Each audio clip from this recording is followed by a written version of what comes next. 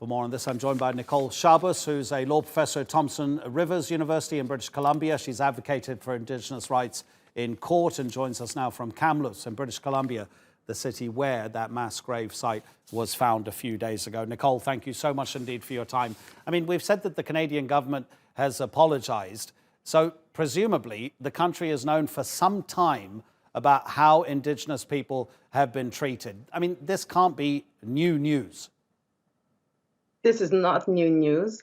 And there has been comprehensive work done and studies done by the Truth and Reconciliation Commission, which was part of a settlement agreement. So it was not just mandated by the government like other commissions. It was actually mandated as part of a settlement agreement with the survivors who had to take the government and the churches to court. And one of the things that the Truth and Reconciliation Commission was clear about is that they were not given sufficient access to data by both the churches and the state about the missing and murdered children, so to say, and the children that never came home from the residential schools.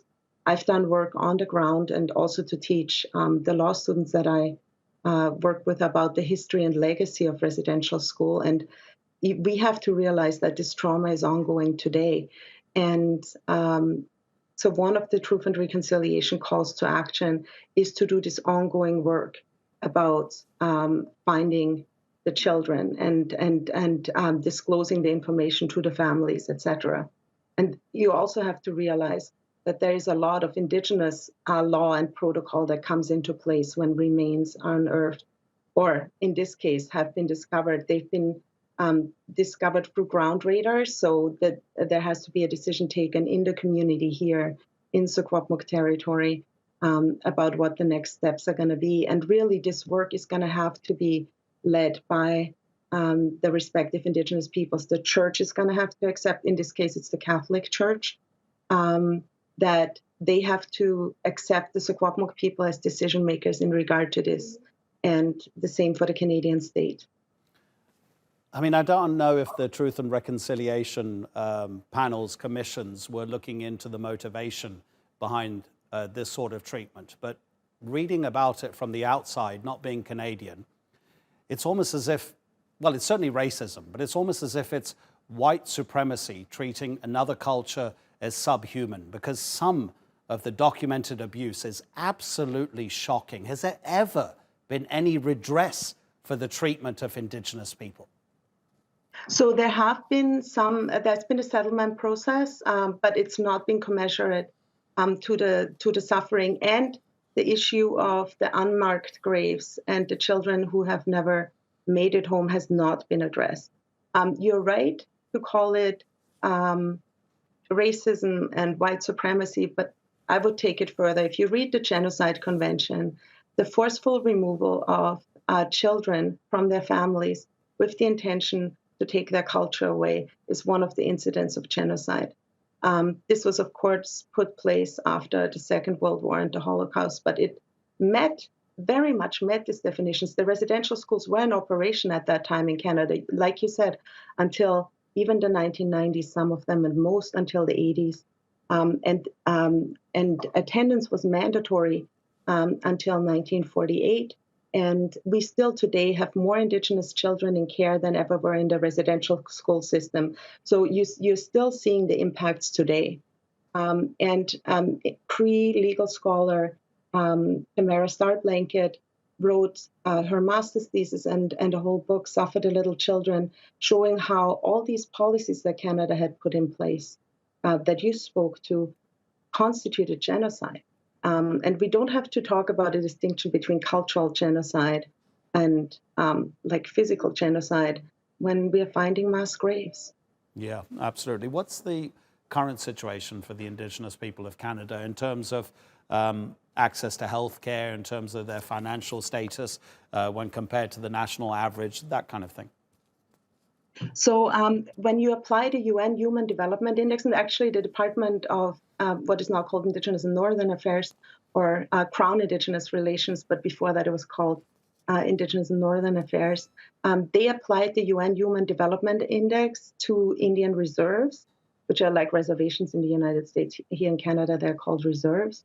Canada ranks at the top of this index, often in the top 5, sometimes at the top of the UN Human Development Index. And Indigenous peoples rank, on reserve especially, rank at the level of developing countries. So the government knows this information. And so my late husband, Arthur Manuel, is actually Tk'emlups and a Tk'emlups Indian residential school survivor. And he, in his books, talked about the incidents of colonization being dispossession, so the taking away of the land. Indian reserves in Canada make up 0.2% of the land base. So you can see how that resulted in economic marginalization. Combine that with the residential school, with the oppression that happened, and the dependency that it created, right? So if you dispossess the people of their land, if you deliberately take their culture and their language away, which these schools were designed to do, this was written into the law, this was written into the policies. So Sir John A. Macdonald, who is seen as one of the founding fathers of Canada, as the Prime Minister of Canada, played a big role in this. One of his statues is just being removed this week because of that connection to that history and legacy of residential schools, which still haunts people today. It's documented that the intergenerational traumas affects the families. Just imagine being at Tk'emlups or Tk'emlups, the Secwepemc, now in these days, and talking to the survivors. You know, and I've worked with these elders. They've been so kind in sharing their experiences with our students. And they might be in their 70s or their 80s. But when they talk about those experiences at residential school, they go back to being little children.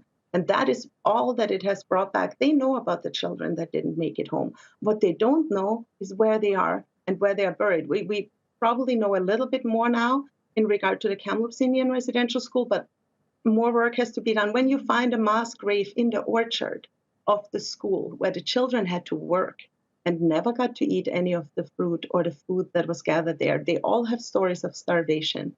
Then you have like just a full indictment and such clear evidence of genocide on the grounds of the Tk'emlups Indian residential school. And it's now the survivors, the Secwepemc people, who are going to have to deal with the fallout of this. But also they should be in the lead because it's their law and their knowledge and their practices that can lead to the healing. The system that caused this problem, which is frankly the Canadian legal system, cannot solve the problem that it caused.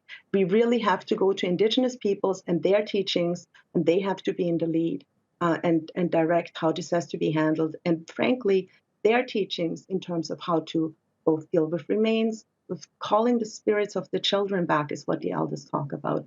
They are the ones who can guide the way. We don't have the answers. Nicole, it's almost unimaginable. Thank you so much for talking us through this story. Nicole Schabus speaking to us from British Columbia.